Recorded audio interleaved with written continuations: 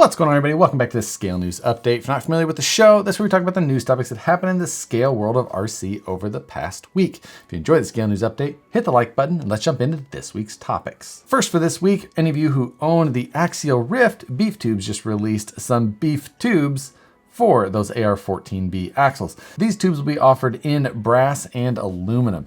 Now, the purpose of a beef tube is to strengthen the plastic axle housing and hopefully prevent it from breaking. The Rift has obviously seen axle housing breakage happen at this point, so this was an obvious product that we all expected to see sooner or later. If you're interested in these, I'll link to where you can pick them up in the description below, as well as links to the rest of today's stories. Then, for any of you Tamiya fans, they've released 3 new TT02 platformed vehicles. Now, these are the Toyota 86 and the Subaru BRZ, which are basically the same vehicle, as well as a new style Ford GT. Now, again, these are all on the TT02 platform, a standard in the Tamiya lineup. We've seen a lot of cars released on this, but if one of these 3 body options specifically does it for you, then look for them soon. The Ford GT, it looks like it's going to be available very soon. The Toyota and the Subaru are going to follow in the next couple of months. Next, Carisma dropped a van body. This is the Prairie Wolf body set, and it actually looks really good. The wheelbase is a little bit longer than a standard trail rig. It's at 324 millimeters, where 313 seems to be kind of the standard at this point. This 11 millimeters longer, which is just under a half an inch. So you're going to have to adjust link lengths, probably easiest to do in the rear of most vehicles, if you want to pick up this body set. I think that they did a little bit better job on the proportions and styling of this van than the Proline van that we saw last year. It also has a number of molded details as well, including a grille, bumper, a ladder for the side. It's kind of looking more like a true overland 4x4 style van build. And for all of the molded parts that you get, the retail on this is $64, which is not that bad at all for what is included with this. Right now, it looks like this is only available direct from Carisma, so shipping really high to try and get it to the US. But hopefully we see them start to be distributed in the US and we see those prices become more reasonable.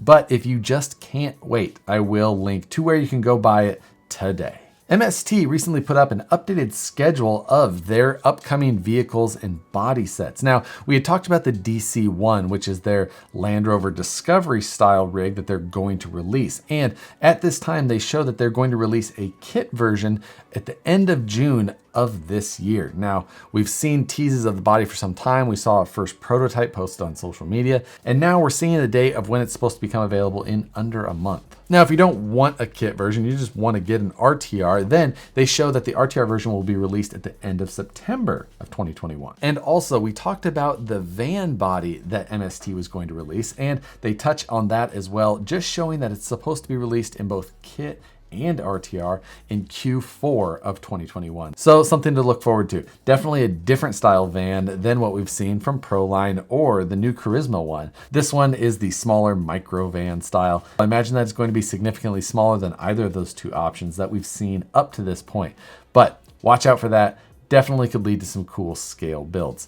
And lastly, they also throw the teaser out there still of the motorcycle that they're working on. But at this time, it only shows that it's expected to release sometime in 2022. MST definitely has great style. Looking forward to these vehicles to come. RC4 Drive just posted a new dress-up kit for their V8 motor. This one licensed by Edelbrock. Now, this is not actually a new product. This is a product from Rogue Element Components. Rogue has been around for a lot of years, and this product specifically has also been around for a lot of years, but they were always done in very small, limited batches. Now, I imagine that that could still be the case with this. It looks like they've picked up official licensing through RC4 Drive to produce these, so that may have helped, because before, while it still said Edelbrock, super highly detailed, beautiful parts, don't think that they were officially licensed. And now you can pick these up exclusively through RC4 Drive. These still are being manufactured by Rogue Element Components, but offered through RC4 Drive, giving you an official license as well, and giving you that V8 motor to mount it up to. So if you already have that RC4 Drive V8, or maybe this is one of those things that pushes you over the edge and you end up picking up that V8 kit. Either way, the Rogue stuff has always been cool and highly detailed. Cool to see the new partnership with RC4 Drive and REC. It looks like Cross RC is going to be releasing a new version of the AT4V, which is the Emo line of trucks. We've seen the Emo released, I believe, last year sometime, and it came with more of like a K5 Blazer style. But now it looks like it's coming with a body that I believe was previously released on one of the other models that they had, and it looks like it's being crossed over to this platform. I haven't been able to confirm any of the details on this. I've only seen it on one site so far. So at this point, we'll have to wait and see exactly what's going on.